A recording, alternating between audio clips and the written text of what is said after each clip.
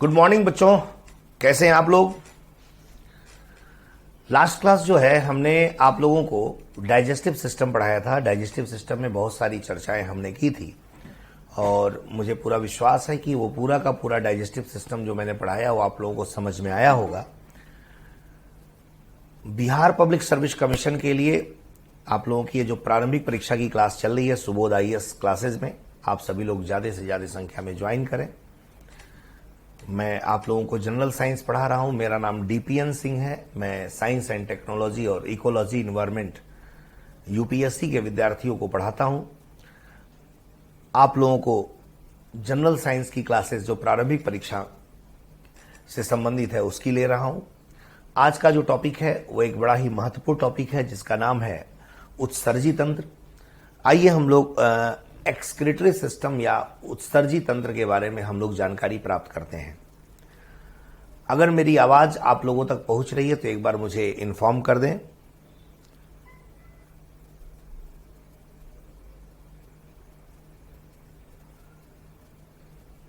Loud speaker से आवाज आती है। हेलो, अगर मेरी आवाज अगर किसी तक पहुंच रही है तो एक बार मुझे इन्फॉर्म कर दें।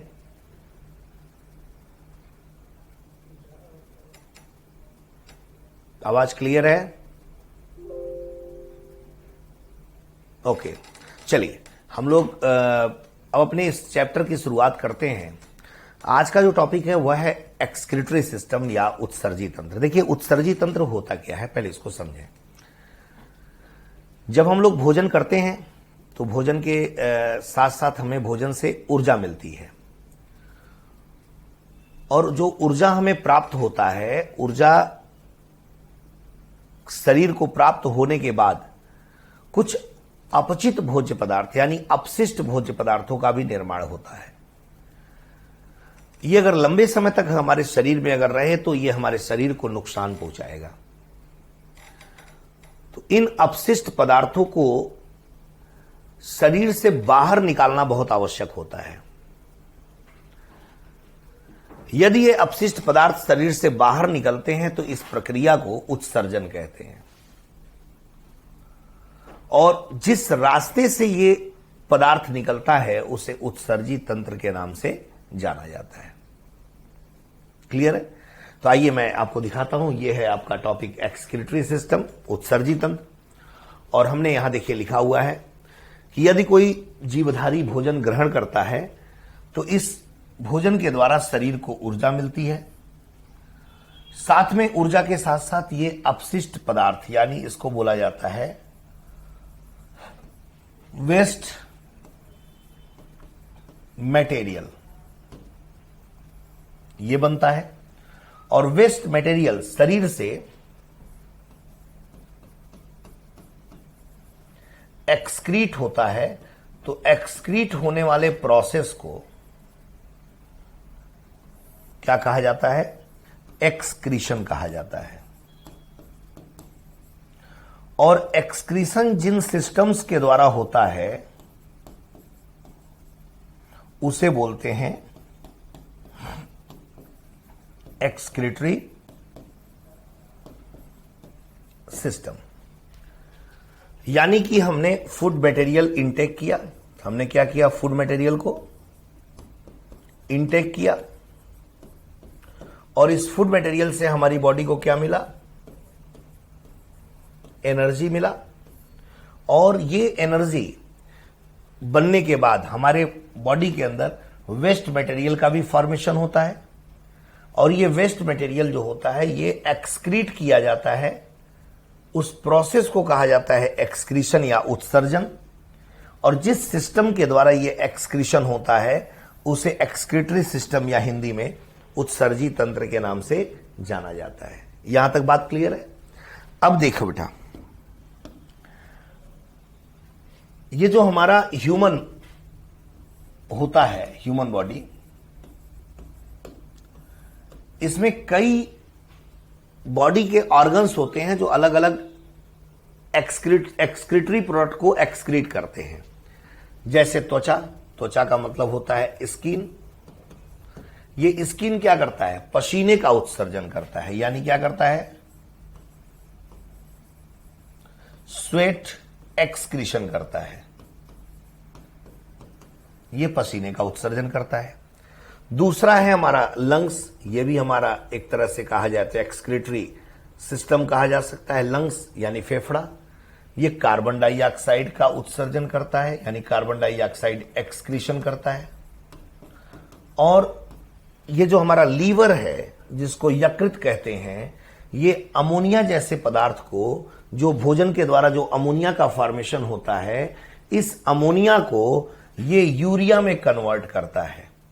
तो अमोनिया को जो यूरिया में कन्वर्ट करता है, उस साइकिल को बोला जाता है बेटा ऑर्निथिन साइकिल।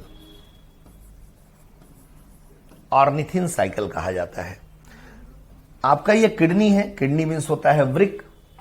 तो वृक्क का काम क्या होता है, ब्लड प्यूरिफिकेशन करना, ब्लड का प्यूरिफिकेशन करना, और ब्लड को प्यूरिफाई करके नाइट्रोजनस वेस्ट मटेरियल्स को शरीर से एक्सक्रीट करना, बाहर निकालना। यह ब्लड का प्यूरिफिकेशन करता है और नाइट्रोजन से बने हुए वेस्ट मटेरियल्स को शरीर से बाहर निकालने में मदद करता है। तो ये हमारे किडनी का काम होता है। उसी तरीके से जो हमारा लार्ज इंटेस्टाइन होता है, जिसको बड़ी आंत कहते हैं, यह मल परित्याग में मदद करता है। तो ये मैंने आपको बताया कि एक्सक्रीशन किसे कहते हैं, एक्सक्रीटरी सिस्टम किसे कहते हैं, और ह्यूमन बॉडी में जो एक्सक्रीटरी पार्ट होते हैं, एक्सक्रीटरी ऑर्गन्स होते हैं, वो कौन कौन से हैं, जैसे स्किन हो गया, जैसे आपका लंग्स हो गया, लीवर हो गया, किडनी हो गया और लार्ज इंटेस्टाइन हो गया। ये सभी के सभी एक्सक्रीटरी ऑर्गन्स या एक्सक्रीटरी पार्ट के रूप में जाने जाते हैं। क्लियर हो गया? आप लोग को जानकारी के लिए बता दूं कि ये जो क्लास चल रही है, ये सुबोध आईएएस की क्लासेज चल रही है, सुबोध आईएएस के नाम से, और ये BPSC Bihar public service commission के लिए ये बैच चलाया जा रहा है। बीपीएससी के प्रारंभिक परीक्षा की ये क्लास है, जिसमें मैं DPN Singh, faculty science and technology, आप लोगों की प्रारंभिक परीक्षा के दृष्टिकोण से जो जनरल साइंस आता है, उसमें जीव विज्ञान यानी बायोलॉजी की क्लासेस ले रहा हूं। आज जो है हम लोग एक्सक्रीटरी सिस्टम पढ़ रहे हैं, जो अभी तक मैंने बताया, आशा करते हैं कि आप लोगों को समझ में आया होगा। ठीक है, तो ये मानव में, ह्यूमन में ये बहुत सारे जो पार्ट्स होते हैं, ये अलग अलग एक्सक्रीटरी प्रोडक्ट का एक्सक्रीशन करते हैं। इसी क्रम में जब हम आगे बढ़ते हैं बेटा, तो on the basis of excretion living beings are many types. कहा जाता है कि उत्सर्जन के आधार पर जो लिविंग बींग्स होते हैं वह कई प्रकार के होते हैं। जैसे अमोनोटेलिक, जैसे आपको बोला जाता है, जैसे है अमोनोटेलिक। अमोनोटेलिक का मतलब होता है, अमोनोटेलिक जो लिविंग ऑर्गेनिज्म होते हैं, ये अमोनिया का एक्सक्रीशन करते हैं। दे एक्सक्रीट अमोनिया, ये अमोनिया का उत्सर्जन करने वाले जीव होते हैं। और ये कहां रहते हैं? ये सिर्फ पानी में रहते हैं, ये जल में रहते हैं, या इन्हें बहुत ज्यादा वाटर की नीड होती है। तो ऐसे जीवधारी जो पानी के अंदर रहते हैं, उन्हें अमोनोटेलिक कहा जाता है। और अमोनोटेलिक जीवधारी जो हैं, यह अमोनिया का उत्सर्जन करते हैं। किसका उत्सर्जन करते हैं? अमोनिया का उत्सर्जन करते हैं। और अमोनिया का उत्सर्जन करने वाले जो जीवधारी हैं, जो पानी के अंदर हमेशा रहते हैं, उन्हें मछली, उभयचर यानी एम्फीबियंस, उभयचर को बोला जाता है बेटा एम्फीबियंस।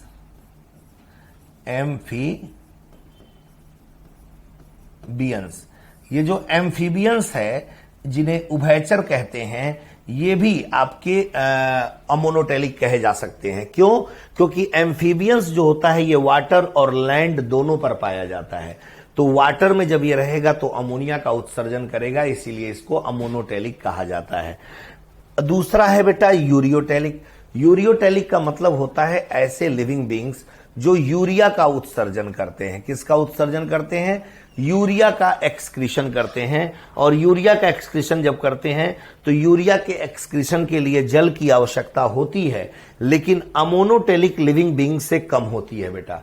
अमोनोटेलिक जो जीवधारी होते हैं, इन्हें जल की बहुत ज्यादा जरूरत होती है। दूसरे शब्दों में कहें तो ये जल में रहते ही हैं। लेकिन यूरियोटेलिक जो है, इन्हें जल की आवश्यकता होती है, लेकिन अमोनोटेलिक से बहुत कम होता है। ये स्थल पर रहते हैं, जैसे मानव हो गया, गाय हो गया, भैंस हो गया, बकरी हो गई, या जितने भी उभयचर होते हैं जो थल पर रहते हैं, इन सब के द्वारा यूरिया का उत्सर्जन किया जाता है। इसी क्रम में जब हम आगे बढ़ते हैं तो एक बात याद रखिएगा, ये जो यूरिकोटेलिक होता है, यूरिकोटेलिक का मतलब होता है ऐसे जीवधारी जो यूरिक एसिड का एक्सक्रीशन करते हैं, and no need of water for the excretion of uric acid. Uricotelic जो लिविंग ऑर्गेनिज्म हैं, इन्हें जल की आवश्यकता नहीं होती है उत्सर्जन के लिए, उत्सर्जन करने के लिए इन्हें जल की आवश्यकता नहीं होती है, इसलिए इन्हें यूरिकोटेलिक के नाम से जाना जाता है। जैसे एग्जाम्पल्स में आप लिख सकते हैं, एग्जाम्पल में सरीसृप होता है यानी रेप्टाइल्स, और पक्षी यानी बर्ड्स, ये जो दोनों होते हैं ये यूरिकोटेलिक के रूप में जाने जाते हैं। बेटा क्लियर है? यहां तक बात ओके है? एक बार देख लीजिए आप लोग। तो आशा करते हैं कि ये जो बताया गया है आपको मोनोटेलिक, यूरियोटेलिक और यूरिकोटेलिक, ये तीनों बातें आपको समझ में आ गई होंगी। और एक बात और जानकारी के लिए बता दूं कि एक और होता है जीवधारी जिसको अमीनोटेलिक कहते हैं, वो अमीनो अम्ल का उत्सर्जन करते हैं।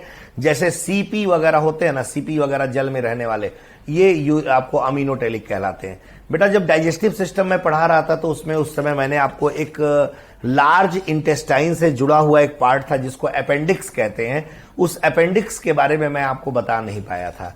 तो अभी इसको मैं जानकारी याद आ गया तो मैंने कहा कि उसको भी जानकारी आपको दे दूं।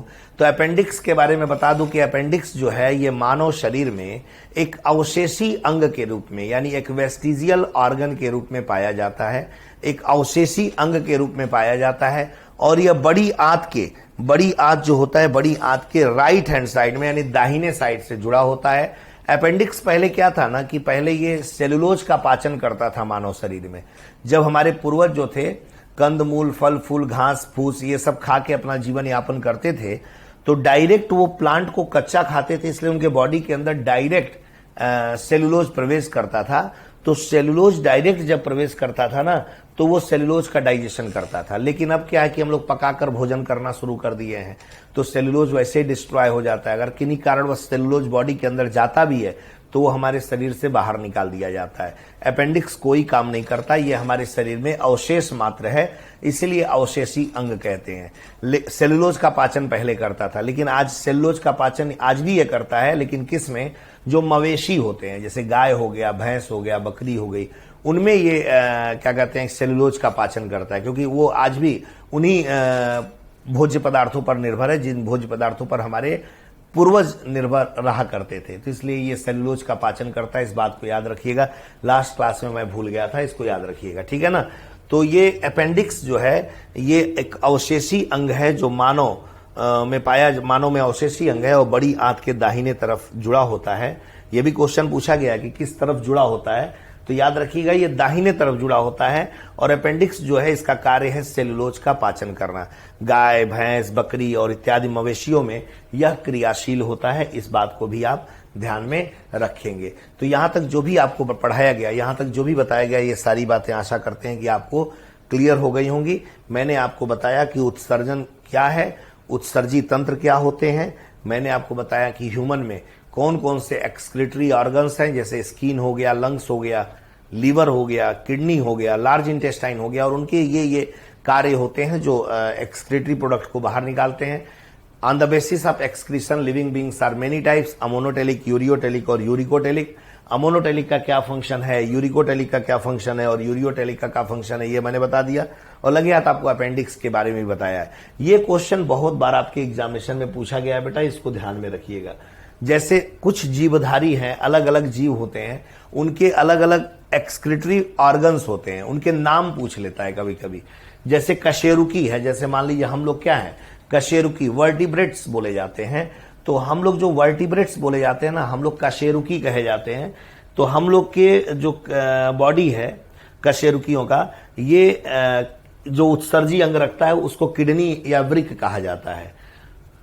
कीट होते हैं, जो इंसेक्ट होते हैं, कीट मतलब होता है इंसेक्ट, जो इंसेक्ट होते हैं, इंसेक्ट पहले तो ये जान लीजिए जिस परिवार में रहते हैं उसे आर्थ्रोपोडा कहा जाता है।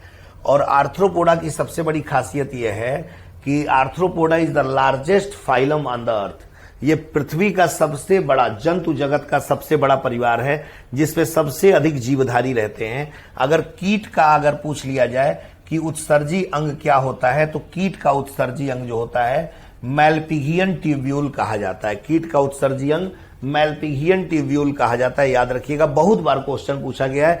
10 year previous year question solve करेंगे तो आपको यह मिल जाएगा। इसके बाद आपको केंचुआ, केंचुआ जो होता है, केंचुआ का उत्सर्जी अंग जो है वह है नेफ्रीडिया। केंचुआ को बहुत सारे लोग क्रीमी जानते हैं। याद रखिएगा, यह क्रीमी नहीं होता है, यह एनिलिडा एक परिवार है जंतुओं का। एनिलिडा संघ का यह जंतु होता है, एनिलिडा संघ का केंचुआ, जिसका एक्सक्रीटरी ऑर्गन जो है वह नेफ्रीडिया कहलाता है। क्रीमी, क्रीमी यानी टेप वर्म। टेप वर्म जो होता है, इसका जो उत्सर्जी अंग है वह है फ्लेम सेल। फ्लेम सेल यानी ज्वाला कोशिकाएं होती हैं, ज्वाला कोशिकाओं के नाम से जाना जाता है। टेप वर्म या जो भी कृमि है उनके एक्सक्रीटरी ऑर्गन का नाम है फ्लेम सेल। हाइड्रा या अमीबा, हाइड्रा या अमीबा जो है, इनका जो एक्सक्रीटरी ऑर्गन है, ये जनरल बॉडी सरफेस होता है, अपने सतह से ही उत्सर्जी पदार्थों को बाहर निकालते हैं। यहां देखिए मैंने लिखा हुआ है झींगा। झींगा जो होता है, इसका जो उत्सर्जी अंग है उसको बोला जाता है ग्रीन ग्लैंड। ग्रीन ग्लैंड के नाम से जाना जाता है। देख लीजिए, यहां अगर आपको कहीं कोई डाउट हो तो हमसे आप पूछ सकते हैं। अगर क्लियर हो गया हो तो मुझे एक बार इन्फॉर्म कर दें कि सर एकदम ओके है, कहीं कोई डाउट नहीं है।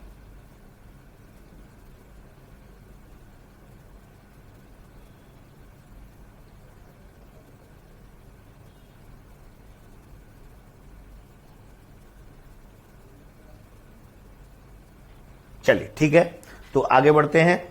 अब ये देखिए, ये मानव में जो उत्सर्जी अंग है, मानव में जो सबसे महत्वपूर्ण उत्सर्जी अंग होता है वह हमारा किडनी होता है। देखिए, किडनी का मैंने ये स्ट्रक्चर बनाया हुआ है, किडनी का स्ट्रक्चर बनाया है और मैंने सबके नाम आपको लिख दिए हैं। देखिए, ये जो ट्यूब लाइक स्ट्रक्चर है इसको रीनल ट्यूब्यूल कहते हैं। ये जो सबसे ऊपर किडनी के बना हुआ है उसको एड्रिनल ग्लैंड या अधिवृक्क ग्रंथि कहते हैं। ये 2 किडनी पाई जाती है, किडनी के अंदर ये नेफ्रॉन होता है। और ये जो ये ट्यूब लाइक स्ट्रक्चर जो जुड़ा हुआ है इसको यूरेटर या मूत्र नलिका कहते हैं। मूत्र जाके जिसमें इकट्ठा होता है उसे मूत्राशय यानी यूरिनरी ब्लैडर कहते हैं, और जहां से मूत्र बाहर निकलता है उसे यूरिथ्रा कहते हैं। ये तो एक मैंने एक स्ट्रक्चर बनाया है। इसमें जो सबसे महत्वपूर्ण जो पॉइंट है, जो सबसे महत्वपूर्ण बिंदु है वह है नेफ्रॉन। ये क्वेश्चन आपके एग्जामिनेशन में पूछा जा सकता है कि वृक्क की क्रियात्मक इकाई किसे कहते हैं, फंक्शनल यूनिट ऑफ किडनी किसे कहा जाता है। तो अगर ऐसा प्रश्न पूछा जाए कि फंक्शनल यूनिट ऑफ किडनी किसे कहते हैं, तो आपका आंसर होना चाहिए नेफ्रॉन। नेफ्रॉन जो है किडनी के अंदर लगभग 10 लाख या उससे अधिक की संख्या में पाया जाता है। नेफ्रॉन को फंक्शनल यूनिट ऑफ किडनी इसलिए कहा जाता है कि किडनी के समस्त कार्यों में यह अपना रोल अदा करता है, इसीलिए इसको उत्सर्जी इकाई भी कहा जाता है। यानी उत्सर्जन का वास्तविक कार्य जो है एक्सक्रीशन का जो वास्तविक कार्य है वह इसी नेफ्रॉन के द्वारा होता है। इसीलिए इसको एक्सक्रीटरी यूनिट या उत्सर्जी इकाई कहा जाता है। एक्सक्रीटरी यूनिट है उत्सर्जी इकाई। उत्सर्जन कराने में नेफ्रॉन का बहुत बड़ा रोल होता है जो किडनी के अंदर पाया जाता है, और किडनी जो है इसको फंक्शनल यूनिट ऑफ किडनी के नाम से जाना जाता है। इसलिए नेफ्रॉन जो है बेटा एक महत्वपूर्ण पार्ट्स है आपके किडनी के अंदर। तो नेफ्रॉन जो है देख लीजिए, मैंने लिखा है कि लगभग 10 लाख की संख्या में होते हैं। वृक्क की क्रियात्मक इकाई होती है, देखिए लिखा हुआ है, और उत्सर्जन का वास्तविक कार्य नेफ्रॉन ही करते हैं, और यह एक उत्सर्जी इकाई होता है। तो ये आपका एक मानव का उत्सर्जी अंग है जिसे हम वृक्क कहते हैं। अब देखिए, मैंने एक नेफ्रॉन का ये डायग्राम बनाया हुआ है। ये एक डायग्राम आप देखेंगे इसको ध्यान से। हालांकि डायग्राम की आवश्यकता आपके प्रारंभिक परीक्षा में नहीं पड़ती है, लेकिन फिर भी अगर आप डायग्राम की जानकारी आपके पास है तो आपको बहुत सारी बातें आपको क्लियर हो जाएंगी। जैसे ये जो किडनी होता है, ये किडनी पहले अमोनिया जो बनाता है, बॉडी जो है पहले अमोनिया बनाता है जिसे डीएमिनेशन कहते हैं। फिर उस अमोनिया को यूरिया में बदलता है हमारा यकृत, और फिर उस यूरिया को हमारा जो किडनी है वह छानने का काम करता है। तो यही नेफ्रॉन है जो उसको छानता है। नेफ्रॉन कुछ इस तरीके की संरचना होती है। यहां देखिए एक कप की तरह संरचना बनी है। जिसे बोला जाता है बाउमेन कैप्सूल। ऐसी कप में क्या होता है, ये गुच्छे की तरह संरचना दिखाई दे रही है, जिसे कहा जाता है ग्लोमेरुलस। यही ग्लोमेरुलस जो है ये रक्त को छानने का काम करता है। क्या करता है? रक्त को छानने का काम करता है। और ये रीनल कैपिलरीज है, जहां से ब्लड निकलता है और जहां से ब्लड आता है। ठीक है। और अंतिम रूप से जो मूत्र होता है कहां इकट्ठा होता है? यूरिन। इस कलेक्टिंग डक्ट में, याद रखिएगा, इस कलेक्टिंग डक्ट में यूरिन इकट्ठा होता है। 99% वाटर और आवश्यक तत्व ये एब्जॉर्ब कर लिए जाते हैं ऊतकों द्वारा।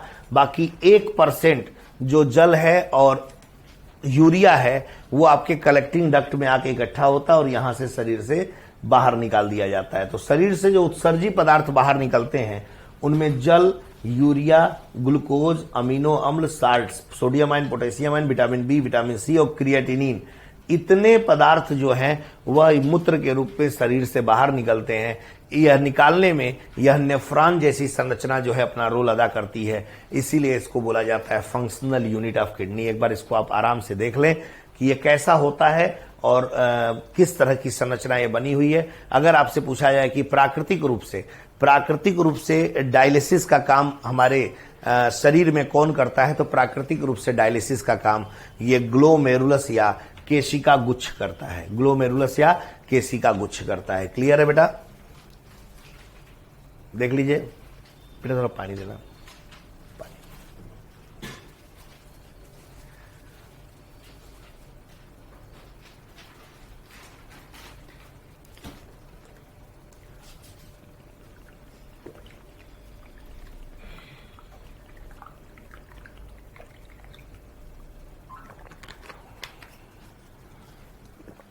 ठीक है, आगे बढ़ते हैं। अब देखिए, आपसे ये क्वेश्चन, मूत्र निर्माण का क्वेश्चन तो नहीं पूछा जा सकता है, ये हालांकि ये मुख्य परीक्षा का पार्ट है, लेकिन कभी अगर आ जाए कि मूत्र निर्माण में कौन कौन से प्रोसेस भाग लेते हैं, तो मैंने पहले ही बताया है कि जब अमोनिया का निर्माण होता है तो उसे अमीनोहरण या डीएमिनेशन कहते हैं। दूसरा प्रोसेस क्या होता है कि यकृत कोशिकाओं में जब अमोनिया बन जाता है तो ये अमोनिया यूरिया में बदलता है, इसको ऑर्निथिन साइकिल या यूरिया साइकिल कहते हैं। तीसरा क्या होता है कि अब यूरिया जो होता है रक्त वाहिकाओं के द्वारा किडनी में प्रवेश करता है और किडनी से फिर नेफ्रॉन के बाउमेन कैप्सूल में जाता है, जो अभी मैंने स्ट्रक्चर बताया है। बाउमेन कैप्सूल से ग्लोमेरुलस में जाता है। ग्लोमेरुलस से यह छनता है, छन कर glucose, amino acid, sodium ion, potassium ion और अन्य और तत्वों को यह अलग करता है और फिर यह बाउमेन कैप्सूल में भेज देता है। इस प्रोसेस को परानिस्यंदन या अल्ट्राफिल्ट्रेशन कहते हैं। तो मूत्र निर्माण में पहला प्रोसेस डीएमिनेशन होता है। दूसरा प्रोसेस जो होता है यह आपका अमोनिया को यूरिया में बदलता है, यूरिया साइकिल या ऑर्निथिन साइकिल होता है। तीसरा प्रोसेस जो होता है परानिस्यंदन या अल्ट्राफिल्ट्रेशन होता है। उसके बाद क्या होता है कि जो आवश्यक तत्व हैं वो ऊतकों या कोशिकाओं द्वारा रीअब्जॉर्ब कर लिए जाते हैं, तो उसको बोला जाता है रीअब्जॉर्प्शन यानी पुनरावशोषण कहते हैं। फिर जो बचा हुआ अपशिष्ट पदार्थ होता है, चाहे यूरिया के रूप में हो, चाहे यूरिक अम्ल के रूप में हो, चाहे अमोनिया के रूप में हो, वह शरीर से बाहर निकाल दिया जाता है। उसको बोलते हैं ट्यूबुलर सिक्रीशन, ये याद रखना है। और यूरिन का निर्माण नेफ्रॉन में कहां होता है, ऐसा क्वेश्चन पूछा जाता है, तो याद रखिएगा यूरिन का निर्माण नेफ्रॉन में संग्राहक नली के अंदर होता है, कलेक्टिंग डक्ट में होता है। यहां तक बात आपको क्लियर हो गई होगी। इसके बाद बेटा मैंने आपको बताया है कि ये जो यूरिन होता है, यूरिन का जो निर्माण होता है, यूरिन का जो निर्माण होता है, इस निर्माण के लिए कौन कौन से हार्मोन जिम्मेदार होते हैं। तो याद रखिएगा यूरिन फॉर्मेशन में सबसे महत्वपूर्ण वेसोप्रेसिन होता है, जैसा कि ऊपर मैंने लिखा हुआ है वेसोप्रेसिन। इसे बेटा एंटी डायूरेटिक हार्मोन कहते हैं। एंटी डायूरेटिक हार्मोन का मतलब होता है मूत्ररोधी हार्मोन। अब देखिए इसको मूत्ररोधी हार्मोन क्यों कहते हैं। ये हार्मोन अगर अच्छे से रिलीज होता रहता है तो ये मूत्र को असमय बाहर शरीर से निकालने से रोकता है। यानी कि अगर इसकी कमी हो जाए, वेसोप्रेसिन हार्मोन की अगर कमी हो जाए, तो आपको जानकारी के लिए बता दिया जाए कि अगर इसकी कमी हो जाती है तो आप बार बार मूत्र विसर्जन के लिए, यूरिनेशन के लिए आप जाते रहेंगे, यूरिनल, आप बार बार मूत्र विसर्जन यानी पेशाब करने के लिए बार बार जाएंगे। और शरीर से क्या होगा कि मूत्र निकलेगा, मूत्र के रास्ते जल निकलेगा, जल के रास्ते और भी आवश्यक तत्व आपके शरीर से बाहर निकलेंगे। अगर इसकी कमी हो जाए तो यह प्रक्रिया बार बार होगी, जिसका परिणाम यह होगा कि आपके शरीर में जल की कमी होने लगेगी, गला और मुंह सूख जाएगा। फिर आप पानी पिएंगे कि गला मुंह हमारा सूखे ना, तो फिर पानी पिएंगे तो कुछ देर आराम मिलेगा, फिर आप लगातार आप मूत्र विसर्जन के लिए जाना शुरू कर देंगे, फिर शरीर से पानी निकल जाएगा, यानी डिहाइड्रेशन आपके शरीर में होता रहेगा, जिसका परिणाम ये होगा बेटा कि एक समय ऐसा आएगा कि आप जब इसको आप कमजोर हो जाएंगे और समस्याएं होने लगेंगी, तो जब डॉक्टर इसे देखता है तो इसे एक रोग का नाम देता है जिसे कहा जाता है डायबिटीज इंसिपिडस। डायबिटीज इंसिपिडस कहते हैं, याद रखिएगा। अगर इस हार्मोन की कमी हो जाए तो डायबिटीज इंसिपिडस बोला जाता है। डायबिटीज इंसिपिडस, अगर इसकी कमी हो जाए, इस हार्मोन की कमी हो जाए, तो यह रोग हो जाता है। और कारण जो इसका सिम्टम होता है, लक्षण होता है, मैंने आपसे अभी डिस्कस किया ही है कि डायबिटीज इंसिपिडस कैसे होता है। हाँ, तो ये भी आप जान लीजिए कि ये वेसोप्रेसिन हार्मोन करता क्या है। यह वेसोप्रेसिन हार्मोन हमारी बॉडी में यानी शरीर में जल संतुलन को बनाए रखता है। जल संतुलन बनाए रखता है, यानी जल का संतुलन बनाए रखता है ये वेसोप्रेसिन हार्मोन, जिसे एंटी डायूरेटिक हार्मोन के नाम से जाना जाता है। दूसरा है रेनिन एंजियोटेंसिन सिस्टम होता है। ये रेनिन एंजियोटेंसिन सिस्टम के बारे में आप एक बार देख लेंगे। ये दो हार्मोन्स जो होता है ये यूरिन फॉर्मेशन में मदद करता है। अब देखिए बेटा, अगर कभी आपसे प्रश्न पूछ ले कि रक्त में जो ब्लड में यूरिया की मात्रा अगर बढ़ जाती है, ब्लड में यूरिया की मात्रा अगर बढ़ जाती है तो जो किडनी होता है वह कार्य करना बंद कर देता है। तो ब्लड में यूरिया की मात्रा बढ़ गई तो किडनी का, इसका मतलब है कि किडनी आपका कार्य करना बंद कर दिया है। तो ब्लड में यूरिया की मात्रा का बढ़ना अर्थात किडनी कार्य करना बंद होना, इस रोग को बोला जाता है यूरीमिया। इसको यूरीमिया बोलते हैं। और जब किसी को यूरीमिया हो जाता है यानी ब्लड में यूरिया की मात्रा बढ़ जाती है तो उसका हीमोडायलिसिस कराया जाता है। हीमोडायलिसिस एक प्रक्रिया है जो हीमोडायलाइजर नामक इंस्ट्रूमेंट्स, जो हीमोडायलाइजर जो उपकरण होते हैं, उससे क्या होता है, रक्त को छाना जाता है। रक्त को छानकर यूरिया को अलग किया जाता है, फिर बॉडी में एक प्योर ब्लड आपको भेजा जाता है। तो इस तरह के जो रोगी होते हैं इनको बोला जाता है यूरीमिया, यानी वो यूरीमिया रोग से ग्रसित हैं। तो ये जो होता है रक्त में यूरिया की मात्रा बढ़ जाने के कारण होता है। इसमें किडनी कार्य करना बंद कर देता है और इसमें हीमोडायलिसिस की जरूरत होती है। ठीक है, तो ये बेटा आपको जो मैंने बताया ये आपको एक्सक्रीटरी सिस्टम से रिलेटेड आपको एक जानकारी दी गई। ये एक्सक्रीटरी सिस्टम क्या होता है ये मैंने आपको अभी बताया। आशा करते हैं कि आप लोग एक्सक्रीटरी सिस्टम क्या होता है ये आपको समझ में आ गया होगा। क्लियर है बेटा?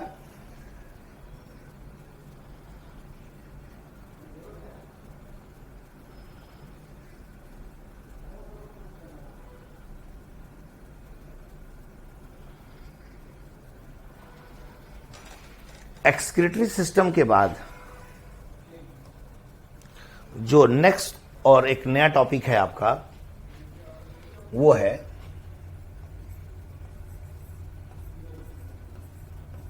ब्लड।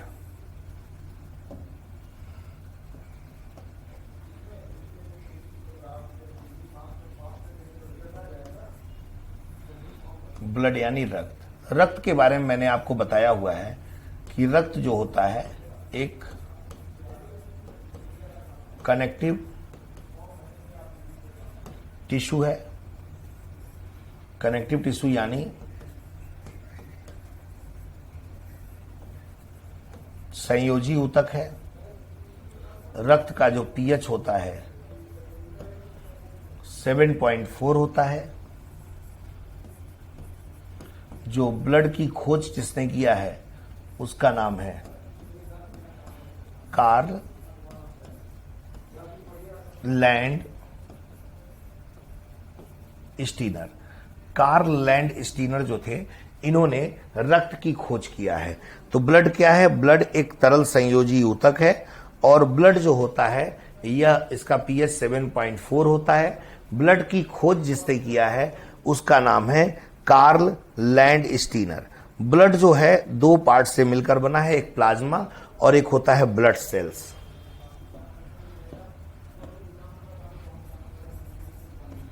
ब्लड दो भागों से मिलकर बना है। ब्लड के दो कंपोनेंट हैं, एक होता है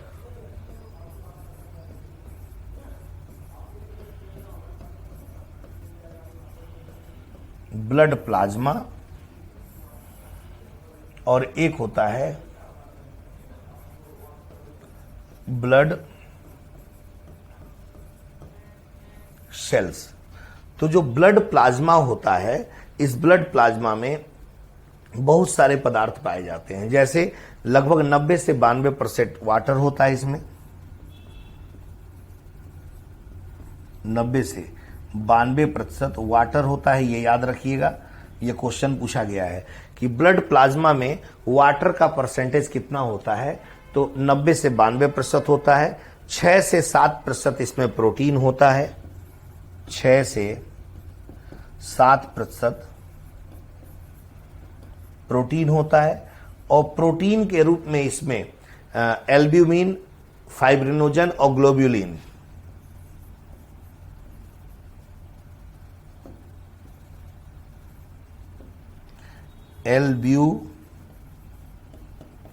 एल्ब्यूमिन,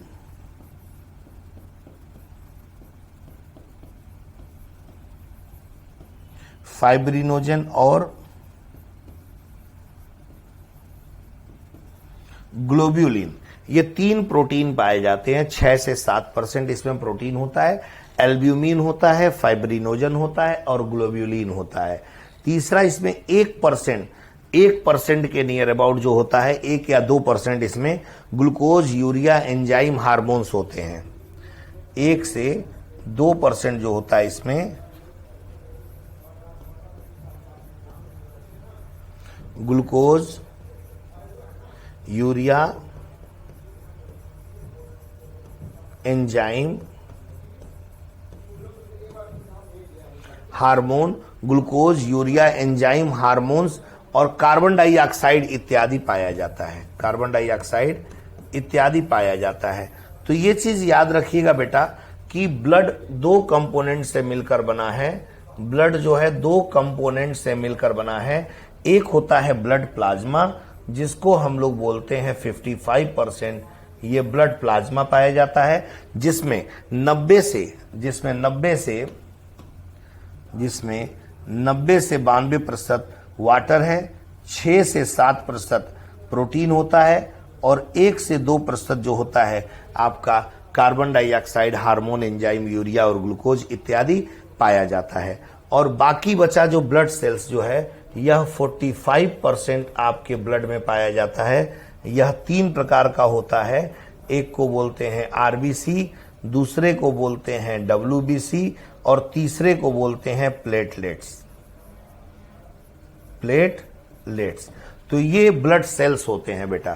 तो ब्लड जो होता है 2 कंपोनेंट से मिलकर बना है, ब्लड प्लाज्मा और ब्लड सेल्स। ये मैंने बता दिया कि आपको ब्लड प्लाज्मा में क्या क्या पाया जाता है। 90 से 92% वाटर पाया जाता है, 6 से 7% आपका प्रोटीन होता है, जिसमें एल्ब्यूमिन, फाइब्रिनोजन और ग्लोब्यूलिन नामक प्रोटीन पाए जाते हैं। 1 से 2% आपको देखिए carbon dioxide, hormone, enzyme, urea और ग्लूकोज इत्यादि पाया जाता है। ब्लड सेल्स में आरबीसी, डब्ल्यूबीसी और प्लेटलेट्स होते हैं। ठीक है ना। आइए देखते हैं एक एक करके कि ये होते क्या हैं। सबसे पहले हमने बताया आरबीसी। अगर आरबीसी की बात करें तो आरबीसी को बेटा रेड ब्लड सेल्स या